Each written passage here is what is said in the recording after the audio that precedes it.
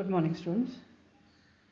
Today we are going to start with history, fourth chapter, that is the Mughal Empire. First of all, the question that arises is, who were the Mughals? The Mughals, they were the descendants of the two great lineages of rulers. From the mother side, they were the descendants of Genghis Khan, and from the father side, they were the descendants of Timur. Genghis Khan, he had died in 1227. He was the Mongol ruler who ruled over the parts of China and Central Asia. And Timur died in 1404, and he was the ruler of Iran, Iraq, and modern day Turkey. However, the Mughals did not like to be called Mongols. This was because Genghis Khan's memory was associated with the massacre of innumerable people, and it was also linked with the Uzbeks, the Mongol competitor, whereas they were proud of being their Timurid ancestry. It was not because their great ancestor had captured Delhi in 1398.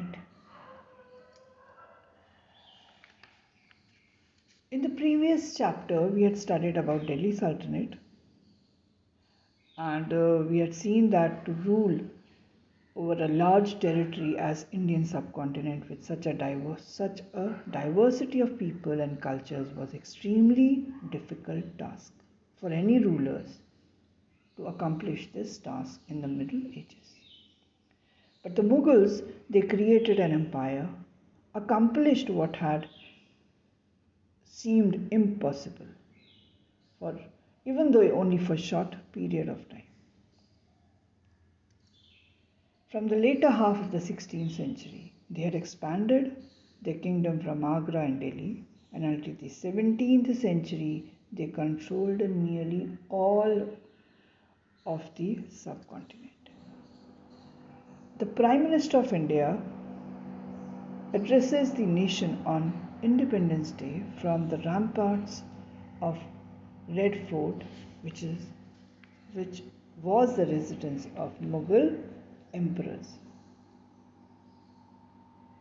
I've already told you why the Mughals emphasized on their Timurid and not their Mongol descent.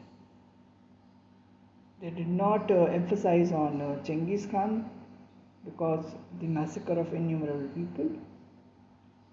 These are the two reasons, and because of the Uzbeks. Then we come to the Mughal empires who were there before the first Mughal empire, that was before Babur, who became the first Mughal emperor. Before him there were Timur, then Miran Shah, then Sultan Abu Said, then Prince Umar Sheikh, and Babur is also known as the founder of the Mughal dynasty.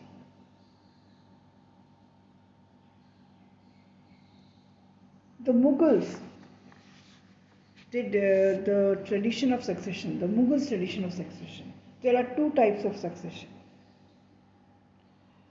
The Mughals, they did not believe in primogeniture. What is primogeniture? It is a system where the eldest son inherits his father's estate or property. Instead, the Mughals believed in coparcenary.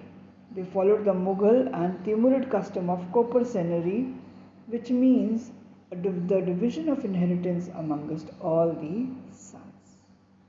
So primogeniture means that the property of father is inherited by the eldest son. But Copergenerate means the property of father or the estate of father is divided equally among all the sons. This is the Mughal lineage. The rulers, the Mughals, the emperors, Babur from 1526 to 1530, then Humayun 1530 to 1540, then he was defeated by Sher Shah, and then again he captured and he became the emperor from 1555 to 1556. For a period of 1540 to 1555, there was Suri Empire. Sher Shah Suri was a king. Then Akbar 1556 to 1605, then Jahangir 1605 to 1627, Shah Jahan 1627 to 1658, and Aurangzeb 1658 to 1707. Now children, there is a short questionnaire. First question is, after downfall of which sultanate did Mughals establish their empire in India? Second question, who was the first Mughal emperor? Third question, Akbar was the son of which great Mughal emperor?